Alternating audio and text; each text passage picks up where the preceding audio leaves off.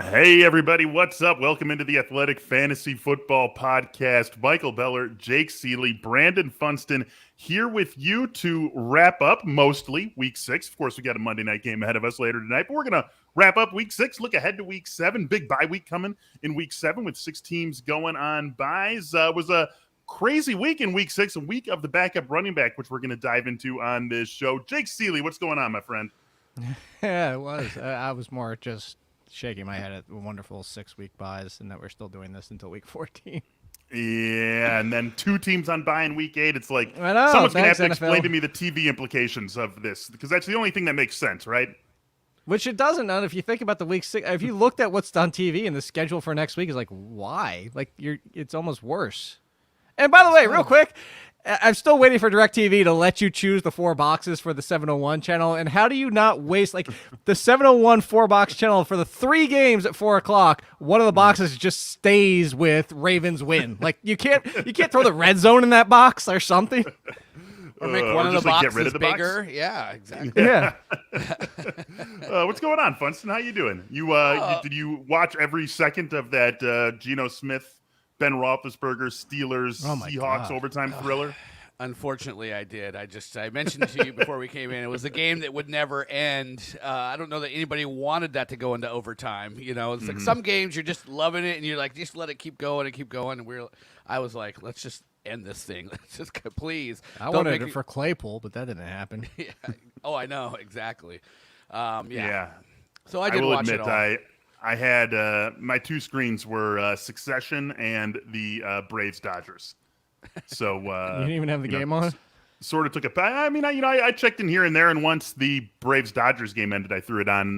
But it was it was a game that I didn't feel too bad about passing up after a full day of football. But there was a part of that game that plays into the first theme I want to talk about here, you guys. Alex Collins going north of 100 yards, scored a touchdown in the Seahawks loss to the Steelers, and it was the week of the backup running back. As I said, Chuba Hubbard, Alex Collins, Khalil Herbert, Darrel Williams all had good games. Latavius Murray had a good game of his own, but he got banged up in the second half of that one.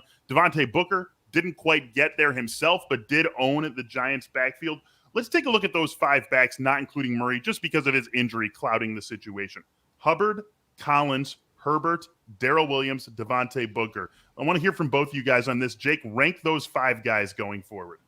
Darrel Williams, and then Chuba, Collins, Herbert, Booker. Booker's definitively last. Darrell's definitively first. The middle 3, you could argue me any direction. That's why I hesitated as much as I did, because really what it comes down to is Darrel looked so good that we question whether or not Clyde Edwards-Helaire is even going to be the lead when he comes back, mostly because Clyde Edwards-Helaire didn't even look that great at times heading into this situation.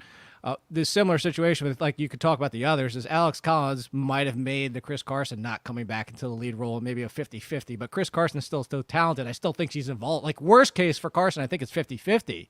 And the biggest thing is we don't know how bad that neck injury is.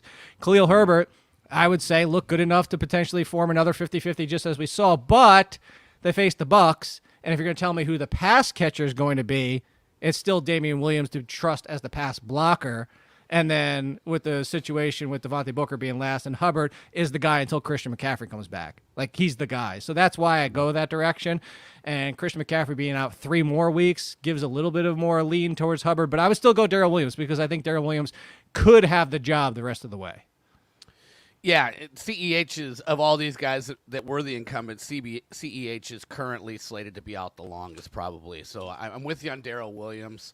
I thought his upside was 60 yards and a rushing touchdown. I was wrong. His upside is 60 yards and 2 rushing touchdowns. So let's see. So I'm going to go Alex Collins number 2, because I think we know that Christian McCaffrey was close to coming back, and I think they just exercised caution in Carolina to make sure he's all the way back. And so when the IR time is up, I think McCaffrey's just plug and play. Mm-hmm. I think the issue with Chris Carson in the neck, I've been scared about that thing. I was like, hey, listen, this is a Seahawks fan who saw Cliff Averill and Cam Chancellor, end their careers early because of these neck injuries. And when I see that, I'm like, man, they don't mess around with that. So it could be 3 weeks for Carson, but I don't discount that it could be 6 weeks. So I'll put Collins at number 2. But otherwise, I'm with Jake on the rest of the order. We've got a question that sort of relates to this, too, from Corey. Thanks for sending in a question, Corey. Rashod Penny worth rostering? It would have to be a deep, deep, deep league. Is it something you would consider in something like the Jake? It looks like a big no from you. I mean, I'm probably the biggest Penny fan in the history of forever, and if I'm shaking my head and saying I'm not doing I'm done with it, which probably means it's about time. Like the biggest thing is just Rashod Penny can't even get on the field himself. Like that's the thing. Yeah. Like if he comes back, they're not going to bench Collins or put him in the backup role for Penny. Best case scenario now is that Penny is the Travis Homer role. I mean, that's right. Yeah, that's really what it is. So. I mean, which if you notice, Alex Collins was not on the field there at the end because when they go into that, pretty much like the entire back half of the fourth quarter and overtime, he didn't see the field. Yeah. So I mean, if Collins got hurt too, okay, yeah, Penny, but I mean that's really what it involves is that. Put it this way: Rashod Penny, Royce Freeman. Royce Freeman's worth rostering because Christian McCaffrey still isn't back, and that's really what it comes down to. If something happens to Hubbard, somebody has to be the running back. So I will say this, Funston, though, I'm not 100% sure that it's Christian McCaffrey is like, we want to make sure he's 100%. We played this game with Joe Mixon last year. Like I'm not. I hope it's not that, but. If Christian McCaffrey all of a sudden, actually, Christian McCaffrey just had it happen to him last year. He came back for one game and then was gone again. Well, he has to miss 2 more games, right? Yeah, he has to. Yeah, this he's is not out like for an 3. MLB. But no. What I'm saying, backdate the IR situation. Right. No, but what I'm saying is that what if Christian McCaffrey isn't even ready after the IR stint? Is what I'm saying. Well, I'm just coming from. I edit Virginia Zakis from Inside Injuries, and I see what her what her estimated timeline is and stuff like that. And so, just from what she's been saying, this is like the ideal thing that they did because she thought, he's way too, it's way too dangerous for him to be coming back this early, and so. Kind of hitting her timeline now with the IR stint. So then that makes me feel a little bit better. Okay. Yeah. Let's get in one more question on this group of guys. This one coming from Jiggles3. Thanks, Jiggles. I can't help but smile a little bit when reading your YouTube handle there. Damian Williams, what do we think of him back in? I mean, you mentioned it, Jake. It's a matchup with the Buccaneers for the Bears. But, do we think Damian Williams steps right back in as the more primary-ish guy ahead of Khalil Herbert? And I would say, I'll admit I was wrong next week if it's not the case. But I'll say I would not even have a doubt in my mind because it's COVID. It wasn't an injury, and it wasn't. He played well. He played well last week. Yeah, exactly. He played well. Herbert looked great in both games, and I love Herbert. But we're talking about this is also because of the matchup. It's Myles Gaskin, but a better situation. They're basically the Broncos. With a Williams. There you go. They have Williams and Herbert, although Herbert's a lot better than Melvin Gordon at this point. But it's a 50-50 split, and if you're going to a game where you're expected to have to pass and needing pass blocking, that's Damian Williams because Herbert's still a rookie and Herbert's still not quite adept in that level. That game is going to get ugly for the Chicago Bears. Funston, I know you want to jump in here. Well, I wanted to ask you about how you feel about still being owned by Aaron Rodgers. I mean, to be honest, I laughed. I laughed when you could hear the audio so clearly if you were watching the game. That was great. And he's right. Who would, Beller, do you agree with my tweet? Against that? Do you agree with my tweet that it's sad that Aaron Rodgers owns this team more than Nagy does? Yeah.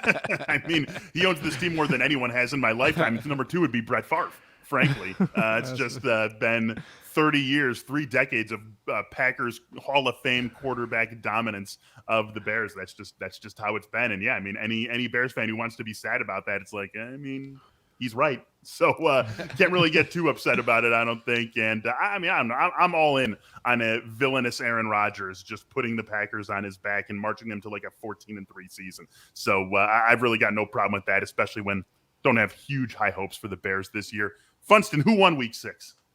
Honestly, I had a hard time coming up with who won than who lost it, but I'm going to actually go a guy we already talked about, Darrel Williams. As Jake mentioned, he showed out, had 24 touches in the first game without CEH. It was used in the passing game, used at the goal line, and maybe, as Jake said, maybe CEH doesn't come back and take his job back the way he had it. So, So I mean, from a fantasy standpoint, you can kind of make that case, and getting a new lead back for the top offense in the league, it's kind of a big deal. So I'll go with Darrel Williams.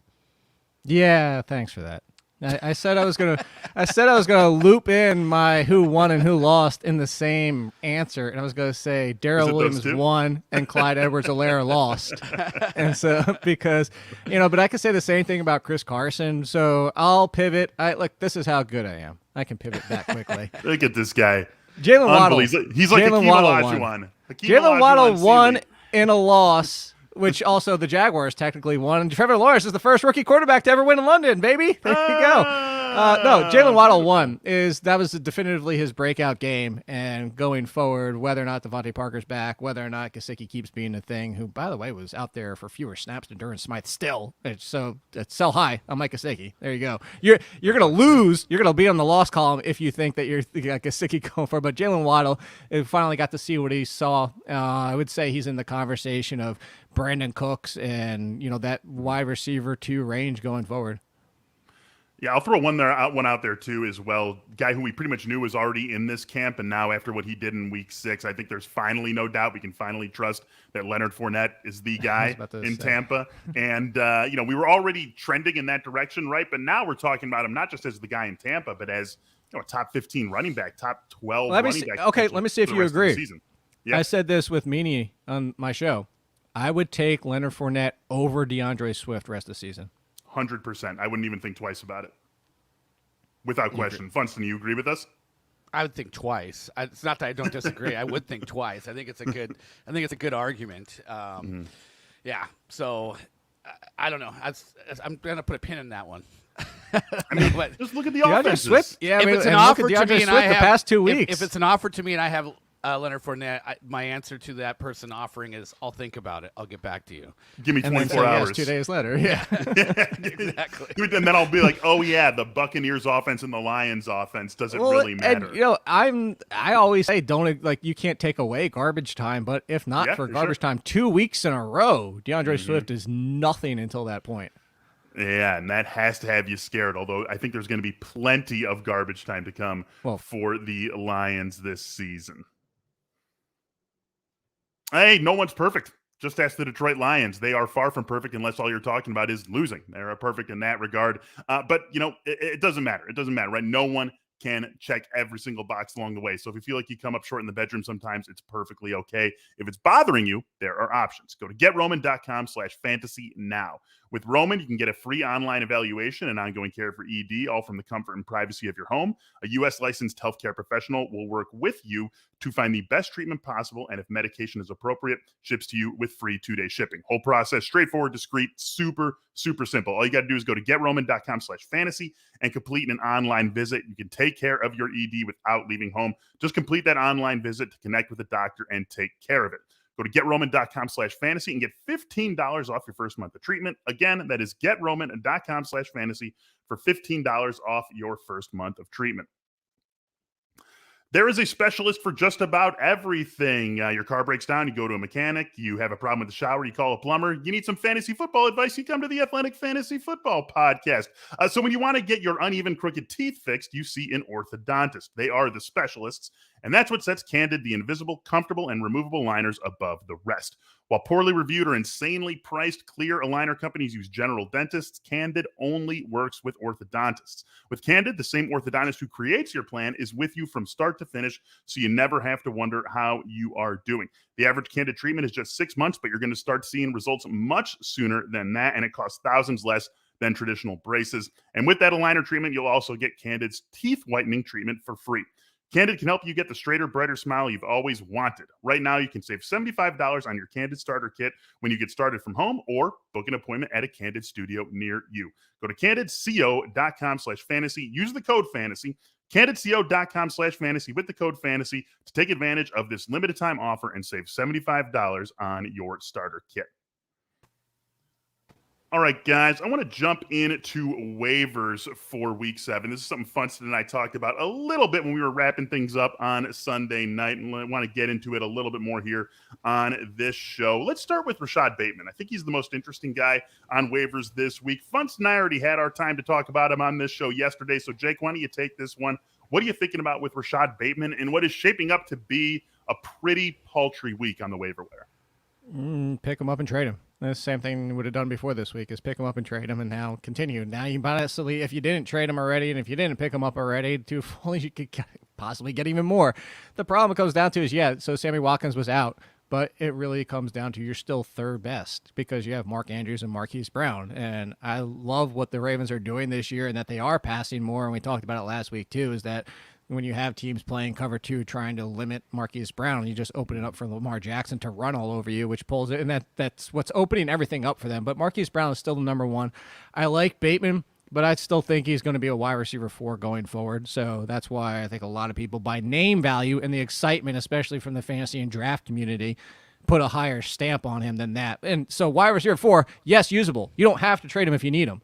But if you can get somebody who's going to think, top 25, he's about to be Jaylen Waddle, then immediately trade him. Funston, Baltimore backfield, something you and I talked about last night. Let's circle back to it here. I mean, Latavius Murray does have the injury. We'll see how serious it is over the next, hopefully we get something in the next 24 hours or so. Are you doing anything with the backfield if we get word that Murray's going to miss some time? I already got a claim in for Devonta Freeman in one league because I'm just so hard up and need a body. This Dallas Cowboys bye is killing that team. So, it's not going to be Tyson Williams. He keeps getting deactivated. I talked about it on the pod yesterday. Whether it's they don't trust him in the RPO and the mesh point issues that were rumored to be something that they were worried about earlier in the year, whatever. They just keep going to the old guys. And Devonta Freeman was the lead guy of those old guys when Latavius Murray was out. So, Williams is going to be activated, but I don't think he's just going to be shoved into a leading role. So I would lean Freeman for sure. Jake, you feeling the same way about this backfield, or is it just a stay away, even if we get word that Latavius will miss time? This is the 2020 Buccaneers. Stay the hell away. If you haven't learned your lesson about trying to chase, we're desperate. And 16 buys, I understand it, and I would agree with Funston for that. If Murray is out, that's the big one. If Latavius Murray's out, if Latavius Murray's in there, even a 16 buy, I don't know how desperate I need to be to chase down this backfield, including the Dolphins' backfield. Sure. But you're going to be chasing production, and it's going to be very few weeks where all three of them get the score. All right, we're also going to be looking for some news over the next 24 hours or so on T.Y. Hilton. Jake, if the news is good, how do you feel about T.Y.? 4 catches for 90 yards in his first game back from the injury. I saw some of the news right after the game being good. Is that the only reason he wasn't actually hurt? Is that they were just not letting him play the entire game because it was his first game back. And when they highlighted him on the field when he came off, or on the sidelines when he came off, he was just walking around. He's just walking around like normal. So the speculation was that it was just limiting him. So unless we get bad news, T.Y. Hilton should have been picked up. He shouldn't have played him in the first game back. But if you did, hey, it worked out for you. The biggest thing about this is that he was that involved in his first game back. And now we have some concerns for Michael Pittman because T.Y. Hilton came back, and if nothing else, is shown that he's going to at least push for half of the opportunities in Pittman. And if not, he's coming back potentially as the number one. Because they did what they did late last year, too. Granted, it wasn't with Carson Wentz, but they used him differently towards the end of last year instead of just saying, hey, you're T.Y. Hilton, beat everybody deep like Marquise Brown. And they started running him in some different routes. And Hilton kind of bounced back like Larry Fitzgerald did late in his career. Differently, but similar fashion, and that they used him differently. So, yes, go get T.Y. Hilton. I would actually prefer T.Y. Hilton to Bateman. Okay. Funston, what do you think? I agree. I agree on that. I'm going Hilton over Bateman as well. And I really don't have anything to add to what Jake just said there. But in my mind, I was thinking a little bit. Michael Pittman was about ready to get on a roll. He was already starting to roll, and then kind of T.Y. Hilton just came out and slowed that roll. So a little bit concerning there. All right, guys, a couple of tight ends I want to ask you about, too, and let's keep this moving fast. We're doing a good job moving through this one with some pace. Zach Ertz going to be joining the Arizona Cardinals, or already has joined the Arizona Cardinals, but should get active next week. We've also got Ricky Seals-Jones coming in with a couple of big games in place of Logan Thomas. Funston, if you can have one of these two tight ends, who are you prioritizing? Man, I think I'm going to go Ricky Seals-Jones. I don't know where Zach Ertz fits, sort of like Max Williams was starting to fit, but I don't know if it's tight. I really just want to talk about Dallas Goedert right now. That's really what I want to talk about. Yeah, all right. Talk about him. Top 6 tight end, Jake. Are you ready? Are you in? No. Oh, come on. Mike Gesicki or Dallas Goedert rest of the year? Oh, Dallas Goedert. Okay. All right. Just want to see. I'm top 6 is top 7. I'll give him top 7. I just love Dallas Goedert now with no Zach Ertz. Yeah, we all do. Yeah. Yeah. But I don't. God, I'm leaning Ricky Seals-Jones here. It's really close. I don't know if I have a good reason why, other than I keep seeing him. Even the game before when he didn't do anything, he was getting red zone looks. Regularly. He's basically getting Logan Thomas's role. Yeah, exactly. Right? So they basically didn't change anything. I like the upside of that when there's a lot narrower amount of people involved in the passing game. So give me Ricky Seals-Jones. For all that, and I'll keep it actual quick since you just took 5 hours on that one. I was vacillating. It's Ricky Seals-Jones, and it's not close because he is the number 2 in that passing game of all the other mess that's going on there. So it's Ricky Seals-Jones by a mile. The only difference is why Ertz even comes in this conversation is because Ricky Seals-Jones has Logan Thomas returning. So, but I'll chase. I was trying to remember how long Logan Thomas is supposed to be out. It's tight end. I'll chase the immediate production for the weeks that Ricky Seals-Jones continues to be the number 2. And it seems, they put him on IR. He's already missed 2 games. It sounded like, though, when they first put him on IR, they were expecting it to be about a 4-week absence. So maybe at least 2 more weeks that Logan Thomas is going to be Fitz out. Can come back next week. Yeah, there's another one. So maybe we get a little bit of a elevation of the Washington offense. No offense to the jersey hanging behind you there, Jake. Three running backs I want to discuss really quickly. We don't even need to touch on all of them. Mark Ingram, there's been volume for him unquestionably in Houston's back. We had 6 teams on bye. We have to talk about it. 6 teams on bye, all these running back injuries. We got to talk about it. Mark Ingram's getting volume. Dearness Johnson, Kareem Hunt left that game with an injury. Nick Chubb, can he turn it around quick enough with the Browns playing on Thursday night against the Broncos? And then Ramondre Stevenson working into the New England offense, even though Damian Harris did have himself a 100-yard game. Funston, any of these 3 guys beyond a min bid for you this week?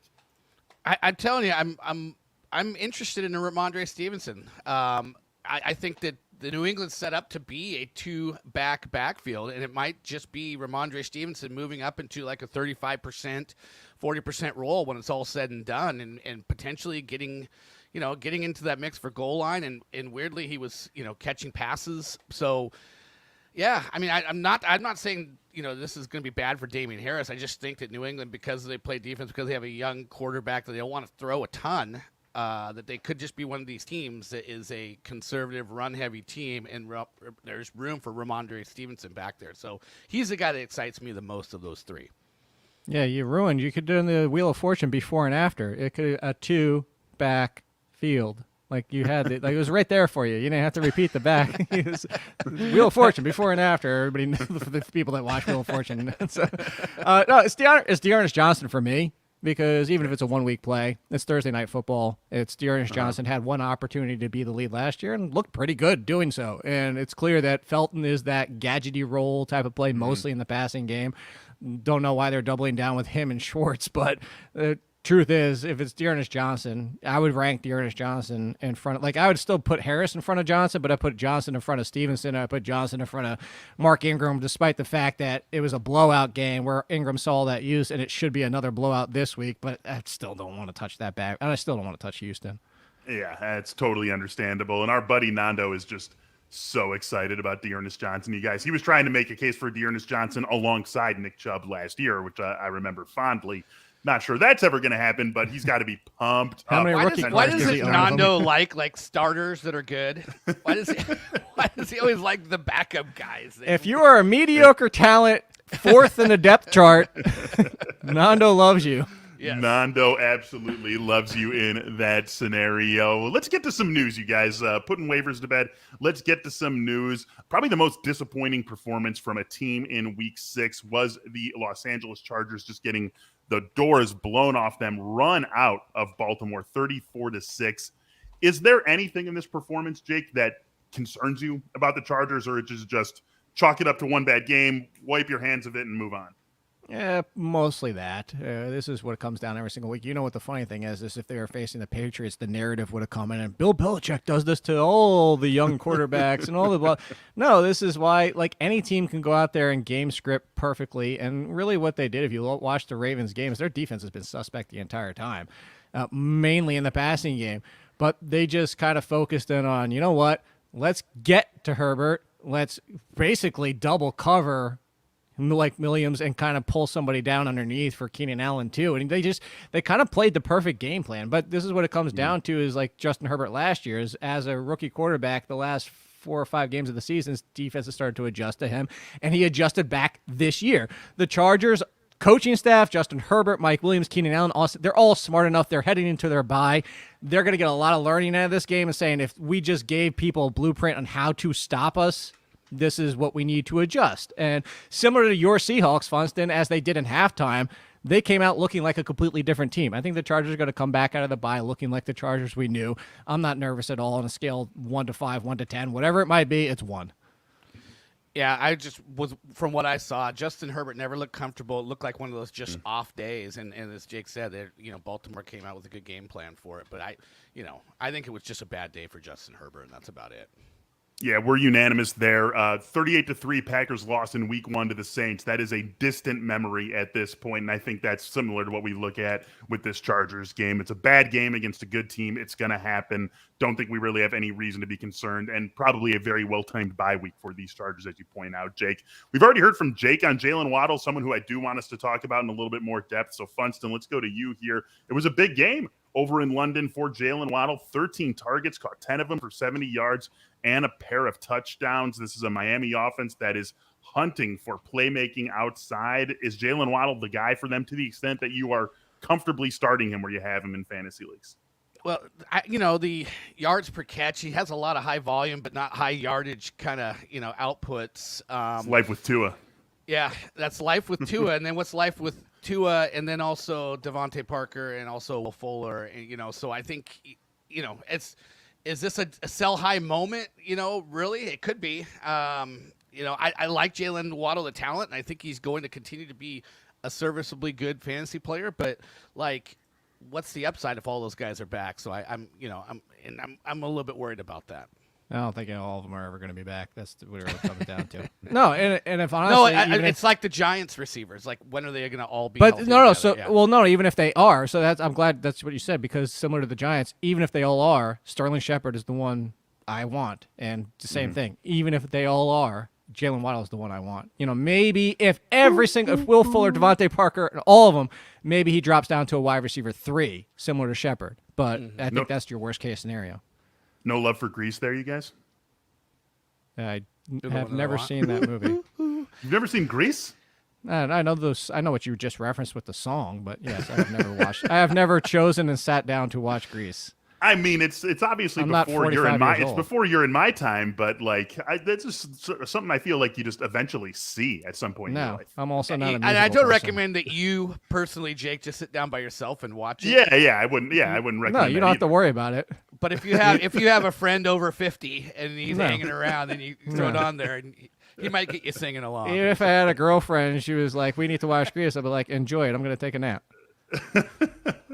Maybe there's the answer to your problems there, Jake. Let's get Watch let's get I want to ask you guys about James Conner. We know Chase Edmonds came into this game with a bit of an injury, so that obviously is something we have to think about. But James Conner got 16 carries in this game, and we've been talking about him as a totally touchdown-dependent player. And I mean, that still holds. He turned the 16 carries into 71 yards. He didn't find the end zone. He didn't do much in the passing game. And so it's not the greatest game you could ask for. But do you take him a little bit seriously with these 16 carries, Funston? Or again, is this just a function of one game? Edmonds came in a little banged up. This is not going to be something that lasts for him. I don't know that, I think that everything that we've said in the preseason is spot on. Like, James Conner's going to split the backfield workload. He's going to probably be a little bit higher volume in the carry department. Chase Edmonds will be higher volume in the passing game, and James Conner's going to get the goal line carries, and that's just playing itself out. You mentioned Chase Edmonds, not being 100% or over the last couple of weeks, and it's probably played a little bit into the extra volume, but really it is the narrative that we sort of pegged this backfield for. So it's playing out. Yep, Edmonds was banged up. Also, they had the lead for the majority of the game. It's just the entire game, right? Yeah, the entire. Well, season. I mean, it got a little bit. They've led close the in entire second quarter. season. Yeah, the second quarter it got mildly close. That's what I was pointing to there. So yeah, I'd say that's all it is. It's you're trying to predict what the game script is going to be for them. So maybe when they face the Bucs this year? But in those kind of games. So this week against Houston should be another James Conner game. You're looking at the schedule. Check the schedule. Do they? Nope, no Bucks, no. But they have a week. They have a week 15 game against Detroit, which. Well, so oh my God. They have the Packers, so maybe a little bit more Edmonds in that game. If Russell Wilson's back for the Seahawks game, the Rams game, there's a few in there where you could see more Edmonds. Yeah. Dallas in week 17. Yeah, there you go. All those could line up. And hey, this wait, the week 17 that we actually play, or the week 18? The week 17 that we play. Okay, our week 17 that matters. Yeah, that could matter quite a bit to those teams too, right? I mean, with the way those two teams are shaping up, that could be a big game for them. Let's talk about one more team from a sort of a different standpoint here. I do want to talk about the Bears with this in mind, right? So far the Bears this season, points allowed. Week 1 they gave up 34 to the Rams. Then in week 2. 17 to the Bengals, 26 to the Browns in week 3, 14 to the Lions in week 4, 9 to the Raiders in week 5, and then 24 to the Packers yesterday. Every single game for the Bears, including that game where they gave up 34 to the Rams, has come in under the total. So the Bears sort of seem like a fantasy decelerator, as I've written on the screen here. And Aaron Rodgers, Davante Adams, Aaron Jones, they mostly got theirs. No touchdown for Davante Adams. But is this something we need to think about? I mean, Aaron Rodgers in that offense is a special beast. Do we need to think about the Bears as a team that, because of what they do on both sides of the ball, Jake, are going to slow things down and maybe not create a great fantasy environment for your players going against them? Yes. That's why I have Aaron Rodgers as a top 10 quarterback this week, is because they are going to run, which gets the clock ticked down, and they're going to play good defense, which, again, Aaron Rodgers kind of did his Aaron Rodgers thing. A lot of quarterbacks probably can't even do what Rodgers did yesterday because of how good the defenses look this year. But the defense is good. The offense is just draining, and I mean clockwise. So, yes, you do have to consider this. It's the reverse Arizona's. The more plays you're out there for, the more fantasy opportunities you have. And when this happens the reverse, this is why you get away from it. Like, for opponents facing the Ravens, it's not always a good thing. Like just happened to the Chargers, because they run out the clock despite having a lot of plays. It's going to be hard to knock Tom Brady out of your top 10 this week. I mean, yeah. I said most. Yeah. Well, especially, I mean, and we're going to talk about this a little bit later, but just look at the teams that are on bye this week, right? Josh Allen's on a bye. Dak Prescott's on a bye. Kirk Cousins is on a bye. Justin Herbert's on a bye. I mean, there's 4 guys who, 3 are slam dunk, no doubt about it, starters. And Kirk Cousins, if you've been riding him, you certainly haven't been upset. So it's going to be a tough week at the quarterback position for a lot of people, which is why. No, but speaking of their bye, they get Baltimore out of their bye. Both teams might get 45 plays in that game. Who gets Baltimore out of their bye? Chicago. Oh yeah, that's gonna be a very quick moving game. That game might be over by 3:00. Let's get to some buy or sells. Let's talk some buy or sell players coming out of week 6. I want to start off with Javonte Williams. And Jake, I know you are right. I think when you say this, with the drum you've been beating for the last couple of weeks, don't trade your running backs. It says you can never be too deep at this position. But obviously, Javonte Williams, it feels like he's maybe not going to totally pull away from Melvin Gordon and put him completely in the dust. So is there a scenario in which you could see trading Javonte Williams depending on what's being offered on the other side?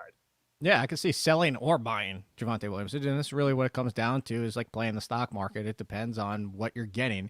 If somebody's going to buy Javonte Williams, is what we were hoping for, is by week 6 or 7 he was going to be the lead, and thinking he's going to be a top 20 the rest of the season, then you sell. If somebody is, I can't deal with this anymore, it's too much of a headache, and wants to give him to you for an RB3 cost, then you buy. So it really depends on where you sit and what your league is looking at, and that's why you kind of float out different conversations with different people. And you could actually be on both sides of that, because I think this is what we have going forward. Fringe RB2. They are splitting this backfield near evenly. He has continued to look better than Melvin Gordon, gets another big run, but it just comes down to until Melvin Gordon severely gets hurt.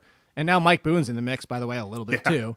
Right. So I would say I lean more sell than buy, because still the excitement of what he could be, and we want it to happen. But I could see buying or selling Javonte Williams. I mostly agree. I would say I was probably more leaning to the buy, because even if he continues in this role, like, I don't usually look at a schedule and just say, oh, that's going to just totally influence me. But when he comes out of his bye, I don't know if any running back has a better schedule setup for a 2-month span than Javonte Williams. And I know he'll have to share it with Melvin Gordon, but could be good for both of those guys. And maybe Melvin Gordon's a pivot here. Maybe Melvin Gordon's a buy because no one's asking you to pay as much as they would for Javonte Williams. For sure. And maybe wants Melvin Gordon. maybe the roles won't change. They're like almost exactly 50-50 in terms of touches. Yeah, it's been true pretty much every week this season. It was true again in the loss to the Raiders in Week 6. How about Adam Thielen, you guys? Mike Boone's old team. Let's go to Adam Thielen here. His first really big yardage game of the season. I guess you could go back to Week 1 when he had 92 yards and 2 scores, but this was another huge one for him. 11 catches for 126 and a touchdown. The 4 games before this, 39 yards, 50 yards, 46 yards, 40 yards. I think it was just last week that we talked about him as a touchdown-dependent wide receiver 3. On paper, Funston, this feels like a good time to sell. Is that something that you would be indulging in? Yeah, and I don't want to disparage Adam Thielen. Like, that touchdown he caught was amazing. It was. Oh, my God. He was already falling down before he got it. It was crazy. But Justin Jefferson's the better talent at this point in their career, and this is a run-heavy team. And I just went back and looked at Adam Thielen's game log because he had – how many times has he had 10 or more targets? In the last 31 games, it's been 6 times, 1 out of every 5 games. I was looking at Justin Jefferson. How many times has he had 10 or more targets?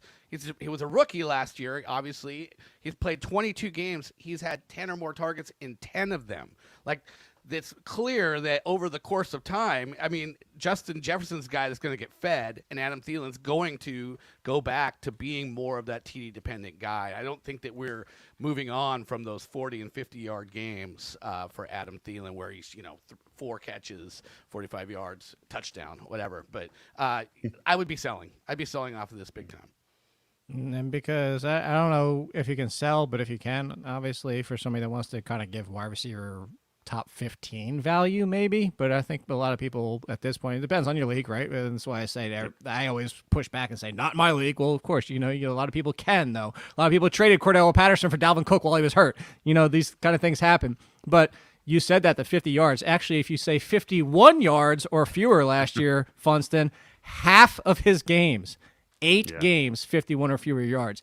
He is Tyler Lockett. Tyler Lockett is Adam Thielen. Adam Thielen is what is it? Finkel is Einhorn. Finkel is Einhorn. Thank you. Exactly. This is the same guy. So wide receiver 2s at the end of the year, but you put him out there as your wide receiver 3 and you ride the roller coaster. Don't try to play the matchups and predict them. Just keep them in your lineup. This one says buy or sell also, but there is no sell case. Can you make a buy case for Tyler Boyd, Jake? No. Done. No. The only buy case is if you think T. Higgins is going to miss time again. He is clearly the number 3 when everybody's healthy, and T. Higgins even had a quiet game, but Tyler Boyd was quiet as well. T. Higgins is definitively the 1 and 2 with Jamar Chase. Tyler Boyd's left out of the equation. He'll have a few games, but I'll say this: buy if somebody's willing to drop him. If somebody's willing to just give him away for nothing, sure. Yeah, I mean, I was quickly trying to look up the stat, but there's a damning stat for Tyler Boyd when T. Higgins is in the lineup, and it's just and Tyler Boyd is the number 3. The production is not good. So when those guys are healthy, it's like that's the stat. It's not good. It's just not good. The bottom line is it's not good for Tyler Boyd. So yeah, let's just run with that. Someone who it was very good for in Week 6 was CeeDee Lamb. A big game, the walk-off touchdown in overtime. This is similar to what you said, Jake, with Javonte Williams. Obviously, there's a continuum of players, right? Or there's a continuum of value. And like you sort of hit a point where it's like if it's higher than this, buy. If it's lower than this, sell. So what, Jake, is the kid? Like what's the breaking point? Like where are you buying Lamb and where are you selling Lamb? Selling CeeDee Lamb just like we did in the preseason. If somebody is going to say, oh, CeeDee Lamb breakout, which a lot of people did, I myself included, said he was going to be a breakout wide receiver, but that wasn't an uncommon thing to say. Somebody's going to give you like top 8, like DeAndre Hopkins, Justin Jefferson, like those kind of wide receivers, you get away from them. If not, you hold them until you get to that point, and then when it reverses course like it just did a week and a half ago, and people are like, oh my God, CeeDee Lamb is just going to be inconsistent all year long, I'll trade him away for wide receiver 20 value, then you go buy him. So right now, go field offers if somebody's back onto that because of the name value and how many people were on him in the preseason, and you can get, I would go out there and try to trade straight. Put it this way, I know it's iffy weeks when he comes back, but Funston, CeeDee Lamb or DK Metcalf? But you Yeah. hesitated, and that's the point. And I'd probably still go Lamb just because we don't know when Wilson's that's back. With Russ, yeah. But you might be able to get DK plus because of the perception about Lamb. Yeah, I wanted to talk about Lamb because, what was it, week 1, he ran a lot in the slot when Michael Gallup was healthy. When Michael Gallup Who's coming back. So Lamb's, I would assume he's going to go back into the slot a lot more often. What does that do for Dalton Schultz, who kind of seems to be, taking advantage of being the guy across the middle right now? Do you think that's Here's one for you. Is that a sell high on Dalton Schultz? I would definitely sell high on Dalton Schultz too. But I'll give you one. Mm-hmm. Would you trade away CeeDee Lamb for Mike Williams on his bye coming off a down game? I think that's a challenge deal. I think those guys are right there. Yeah. But that's the point. It's like two weeks ago you couldn't do that with Lamb, but now you can. And then it's going to go back again. I'd rather have Lamb. Okay. Just betting on the offenses, betting on Dallas, betting on the volume in that passing game, really Lamb more than anything necessarily than the players. Lamb or Debo? Lamb. I'd rather have Lamb. I love Lamb. What can I say? One more I want to get to here. Then I'm going to go Jake first again. Sorry, Funston, but I know Jake's got a take on this one. I saw it on Twitter yesterday. Buy or sell Chase Claypool. You can have my firstborn because I don't have one. You can have. I'm going after Chase Claypool everywhere possible because he still had all the targets going his way. Ben Roethlisberger and Claypool just couldn't get on the same page, and easily could have had 80-plus yards in that game. And people are like, well, Ben's still his quarterback. And Ben was his quarterback the 2 weeks prior when Claypool went off the 2 weeks prior, including one of the games with Juju Smith-Schuster, who is now out for the rest of the season. Yes, there's going to be some games like we just saw where Ben can't get right and things just go sideways, but that's Ben Roethlisberger. But for the people panicking about Claypool, please, he is out there more than anybody except for Deontay Johnson. And Claypool also missed a little bit of time in the beginning of that game, being a little bit banged up. So, yes, give me all the Claypool. Yeah, I originally had quickly wrote down Chase Claypool as one of the losers of this week, but I actually had erased that because of what you said. I mean, Jake, in my mind, I was like, it didn't have to be as bad as it was on Sunday night. Mm-hmm. So here, I'll give you one. I would trade Sutton for Claypool in a heartbeat, and I am, this, one of the biggest Sutton. Okay. Yeah, because I am one of the biggest. How much of that is Judy coming back? There you go. Judy's coming back. I think Fant's going to be phased out similar to Tyler Boyd again in that situation. But still, Judy just takes a little bit away from Sutton.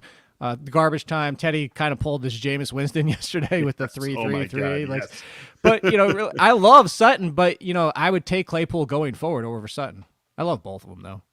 Where are you at on that one, Funston? Who would you rather have? It's got to be Sutton. I think I would go Claypool as well. I'm still in. I really can't believe that you were Mr. Sutton in the preseason. I love Cortland Sutton, but I'm once Juju went out, I love Chase Claypool. Man, there's just so much opportunity there. I cannot believe that he did not put up better numbers. I still don't even think that on Sunday Waddle night, or Claypool. That's actually in the comments. I would take Claypool. I would take Claypool. Yeah, absolutely. Yeah. This is like if I had 5 kids and I had to pick my favorite. Stop giving me all my I love all these guys. Yeah, these are all. I mean, that's good though. That's good. That's why we want to talk about these guys along this sort of line of thinking. Chase Claypool definitely the perception around the Steelers too should make Claypool much easier to buy than his talent would suggest, and then the work he's getting would suggest. So definitely someone I would say to take a look at this week as you are trying to make some moves to improve your teams. After years of fine print contracts from Big Wireless, we've learned that there's often a catch. But with Mint Mobile, there is no catch whatsoever. Mint Mobile is the first company to sell wireless service online only by cutting out retail stores. No crazy overhead costs that get passed down to you in the form of mystery fees. Instead, Mint just passes on the savings directly to you. For people looking for extra savings, Mint Mobile offers premium wireless for just $15 a month. All plans come with unlimited talk and text, high-speed data delivered on the nation's largest 5G network. You use your own phone with any Mint Mobile plan, keep your same phone number along with all your existing contacts, and if you're not 100% satisfied, Mint Mobile has you covered with their 7-day money-back guarantee. To get your new wireless plan for just $15 a month and get the plan shipped to your door for free, go to mintmobile.com/fantasy. That's mintmobile.com/fantasy. Cut your wireless bill to $15 a month at mintmobile.com/fantasy. Cashback credit cards are so 2020. Earn Bitcoin instead. BlockFi has the world's first Bitcoin rewards credit card that lets you earn an unlimited 1.5% in Bitcoin on all qualifying purchases. This BlockFi Rewards Visa Signature Card is the easiest way to get Bitcoin by making everyday purchases. You can grow your portfolio by paying your bills, buying groceries, filling up at the pump, whatever it is, you can get that Bitcoin portfolio jacked up. Earn 1.5% back in Bitcoin on all qualifying purchases with no reward limits. BlockFi is a leader in crypto, was named to Forbes FinTech 50 list in 2021. And right now, our listeners can get a bonus of $25 in crypto after you make your first purchase with the credit card when you sign up at blockfi.com/fantasy. That's a $25 bonus in crypto deposited right into your account after you make your first purchase, but you have to use our URL, blockfi.com/fantasy. Not all are eligible. Geographic, regulatory, and underwriting restrictions apply. Fees and terms are subject to change. Additional terms of service at BlockFi.com. BlockFi is a financial technology company. All right, guys. Let's get to this here. Jake, who lost week 6? Seattle. Wide receivers. It's a lot of people were like, Geno can't be that much worse, can he? You want to rethink that one because, yeah, it didn't matter if DK was the number one or if Tyler Lockett was getting a touch downfield. And yes, the Steelers are a tough defense, but Geno looked awful. Geno looked like he did at times with the New York Giants, and 8 times we've seen Geno before that. So that's a huge loss. DK is still a wide receiver 2. But that's a loss. He was a locked-in wide receiver 1, even with the down weeks. And Tyler Lockett's now a wide receiver 3. I don't really see a big difference between now and when Russell Wilson gets back of Tyler Lockett and Marvin Jones. That's where we're at this point. So I say the Seattle passing game. Although, interesting enough, I think Gerald Everett is actually a winner in that game. Yeah, it was weird. Chris Collinsworth said, I didn't realize Russell Wilson was so valuable to this team. And I saw people were like, what were you doing? But they didn't throw the ball deep at all either, which was like, and throwing it short, Geno just kept throwing it into Watt's hand. You know, it's like, come on. So, unfortunately, as a Seattle fan, I can't disagree with that. I'm going to go with Myles Gaskin as my loser. I had talked That's up, easy. it was like 10 targets last week, and then Tua's coming back, and he's always good with Tua. And I was the guy leading that, narrative, and Brian Flores just, he went back to Malcolm Brown. I didn't think he would do it, and he did, and he went back to Savon Ahmed. Now, I don't know if Gaskin got into his doghouse again for something, but He fumbled.